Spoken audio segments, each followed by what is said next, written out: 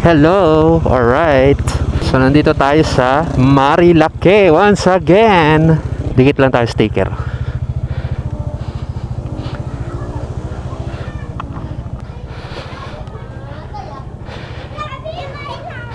Dikit tayo na sticker dito sa...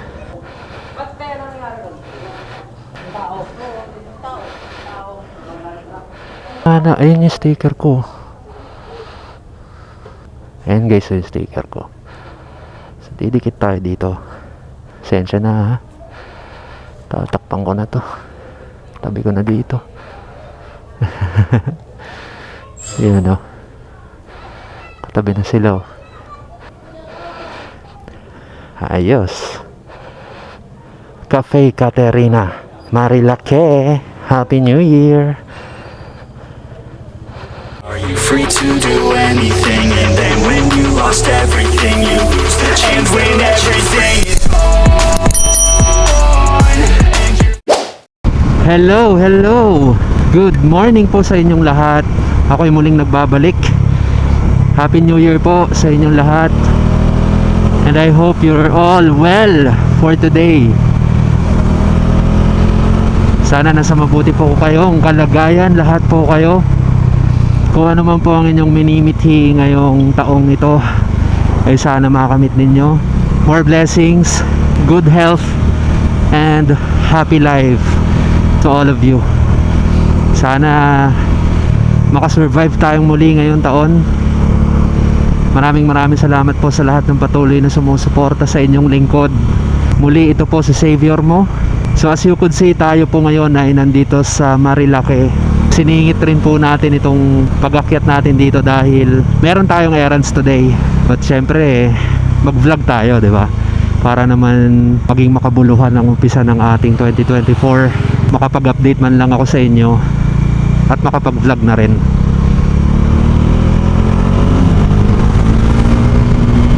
Unahan na natin. Ayun o. It's a very beautiful day here in Marilake. Tagal din ako hindi nakapunta dito. Ang huling punta ko dito guys is yung sumalpok tayo sa van. Ito yun o. Ito. Yan. Yun yung last na punta ko dito. And ang masasabi ko lang is napaka-enjoy pa rin talaga ang pag-akyat dito sa Marilake. Hindi pa rin mawawala sa ating mga riders, especially mga taga Metro Manila and nearby places. Hindi mawawala sa atin yung hindi tayo dadalaw sa lugar na to. Kumbaga ito yung pinaka-accessible na makakalanghap ka ng sariwang hangin, mabundok, mapuno, and merong mga restaurants, merong mga makakainan, coffee shop. Yan. So tayo po pala ay nag-lunch dito sa may Cafe Caterina. Simula po pala nung ako'y nagmumotor, mula noon hanggang ngayon, dyan talaga ako kumakain sa Caterina. Although marami naman ng na-establish na kainan dito sa Marilake, binabalik-balikan ko pa rin ang Caterina. Yan. Napakasarap kasi nung silog nila dyan, yung healthy silog meals. So kamusta naman po ang inyong 2024? Kamusta po ang pagsalubong sa bagong taon? Comment down below sa mga naging maganda at masagana ang kanilang bagong taon. Baka may mga tira-tira pa po kayong mga handa dyan. Pwede nyo pong i-PM or i-comment sa comment box ang inyong mga handa para naman kahit pa paano para na rin akong nakikain sa inyo, no? Kamusta naman po pala yung mga nagbomba-bomba dyan ng bagong taon? For sure, marami sa inyo yung natuyuan ng langis. Sana naman walang nasabugan ng makina. Yung mga over-rev or over-RPM, ika nga. Ang tanging hiling ko lang naman po ngayong bagong taon is sana maging maayos ang takbo ng ating 2024. Maging consistent tayo sa ating pag-vlog. At pala rin tayo, sana umunlad naman ang ating pamumuhay. Kahit sobrang hirap at tataas na ng mga bilihin, sana pagpalain tayo at makasurvive pa rin tayo, di ba? Yun lang naman ang inihiling natin. Total, pinagkaloob naman sa atin ni Lord na lahat ng mga meron tayo Laking pasasalamat ko at tayo po ay nakakapagmotor. Meron tayong hanap buhay. At kahit papaano meron tayong kita na maganda, kumikita tayo ng maayos. Nababayaran natin ang ating mga bayarin, mga bills. At nagagawa natin itong mga bagay na to. Actually, napaka-blessed pa rin natin kasi mas marami pa rin mga tao yung pinapangarap yung mga nagagawa natin ngayon. Shoutout sa lahat ng mga nakatambay dito sa Manukan. Today is holiday pa rin kasi January 1. Walang pasok. Dito tayo gumawa ng video vlog noon nung nire-review ko si Drew. After 7 months of ownership, yun yung nadaanan nating barikada. Yan, marami nagre-relax today. Siguro sinusulit ang holiday, sinusulit yung walang pasok. Kaya eto, umakyat dito sa Marilake, kape-kape, ganun. Gusto ko po palang batiin ng Happy New Year lahat po ng mga kaibigan ko, lahat naman nakakilala sa akin. Hindi ko na kayo mababanggit isa-isa.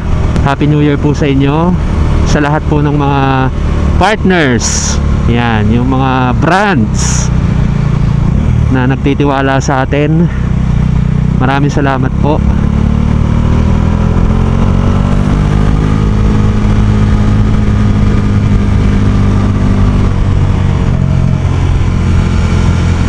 Dito sa DC, nilagyan na nila ng ano, ang tawag doon, rubber eme. Ay, may mga namimitik pa doon ah. Napaka-presko ng hangin, malamig. Hindi natin ramdam ang init ng tanghaling tapat. Siyempre, malamig talaga ang panahon ngayon, December, January. Pero yun oh, si Koya oh, nakahubad pa, di ba? Presko yan. Shoutout po sa inyo lahat.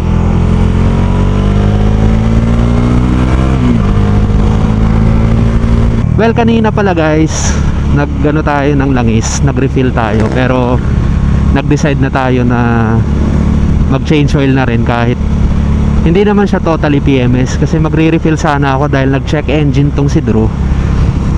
And siguro na over-rev nung salubong. Ikaw ba naman, binomba eh, di ba? Yan, nagbawas siya ng langis. So kaya napa-change oil na rin tayo kanina para kung i-refill pa ba naman natin eh marumi na rin yung loob, di i-change oil na natin buo.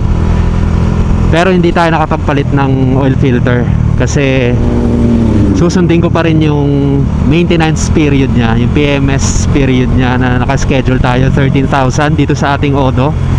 12,622 na ang tinatakbo niya. Kaya naman 13,000 talaga ang scheduled PMS niya. Although kailangan natin mag-refill kanina, kaya nag-change oil na tayo.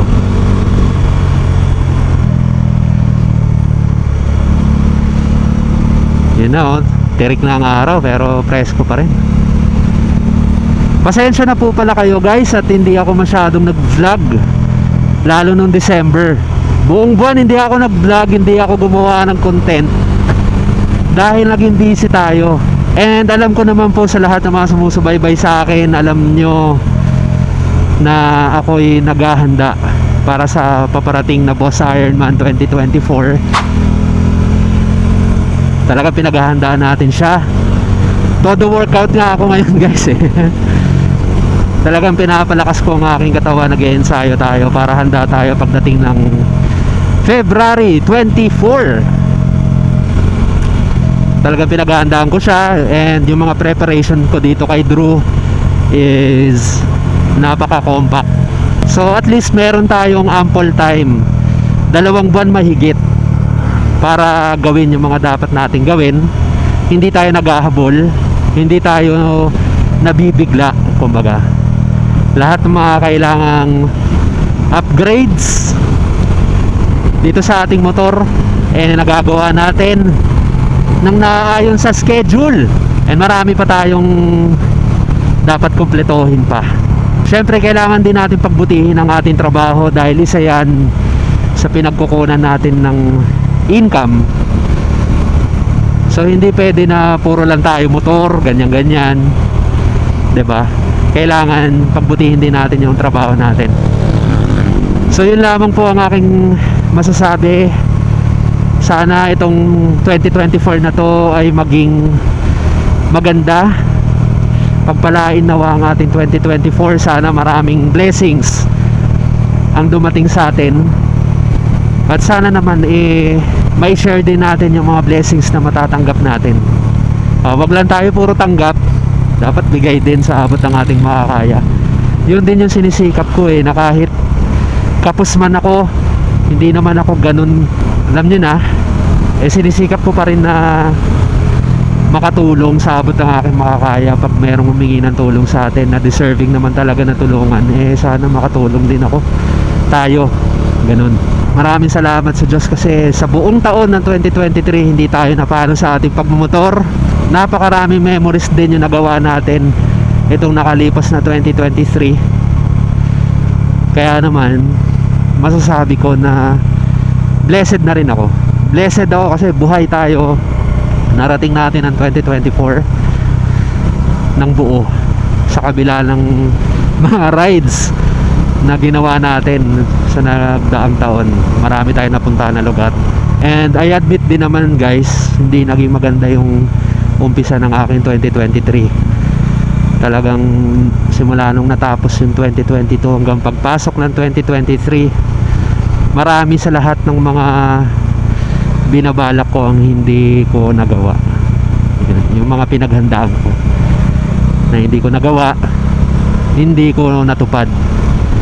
At sana ngayong 2024 ay matupad kong lahat yon.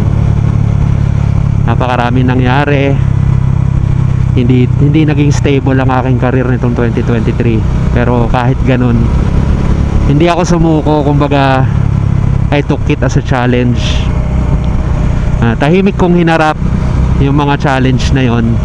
And alam kong kayo rin, kayong mga nanonood ngayon, meron tayong mga kanya-kanyang challenges sa buhay. At alam ko na napagtagumpayan nyo rin yung mga challenges na yun. Ganun naman talaga dapat, diba? Doon naman tayo titibay sa mga challenges, sa mga failures, sa mga pagkadapa natin sa buhay. Doon tayo matututo at doon tayo titibay. Marami tayong natutunan ngayong 2023 at sana ma-apply natin yon ngayong 2024. Ang pinagpapasalamat ko lang is wala tayong sakit, ating mga mahal sa buhay ay malusog. At pinagpapasalamat ko rin na nariyan kayo, nandiyan kayo na mga patuloy na sumusuporta. Silent supporter, ika nga. Malaking bagay na sa akin yun. Hindi ko na kailangan ng sobrang, alam niyo yun, kasikatan or ako anuman, may mga for the views. Hindi ko na kailangan yun kasi ginawa ko tong channel na to hindi para sumikat at magpasikat, kundi para magkaroon tayo ng remembrance sa lahat ng mga naging rides natin, diba? Palagi ko naman yan sinasabi sa inyo. Sana maging solid ang ating 2024, no? And kita-kita tayo sa paparating na Boss Ironman 2024. Ang number ko po pala is 1518. Ito po, makikita nyo sa inyong screen ang aking confirmatory email. Ayan. So, hintay-hintay na lang tayo. Wala na rin naman ang QR code. Unlike sa mga previous Ironman challenges. Meron talagang QR code yan pero nag-announce na sila na not applicable na daw ngayon taon yung QR code. Ang tagal kong hindi nag-ride guys. Actually, pag may bibilin lang or pag may pupuntahan lang, ganun, yun, doon ako nakakapagmotor. At miss na miss ko kayong lahat. Patawarin nyo ako, sorry guys kung talagang hindi ako nag-vlog buong December dahil nga sobrang na-busy tayo. Ayan, trabaho, errands, preparation. Pero I will do my best. Sisikapin ko na maging consistent na sa pag-vlog.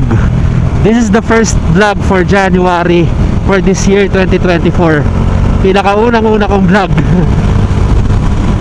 Kaya naman sisikapin ko po na patuloy na mag-upload alang-alang sa lahat ng mga subscriber natin, no? Para sa inyo. And syempre ito naman talagang hilig natin mula nung una. Bukod sa pagmamotor, nariyan ang pagbablog. Yan. Ang pinagpapasalamat ko dito sa nagdaang 2023,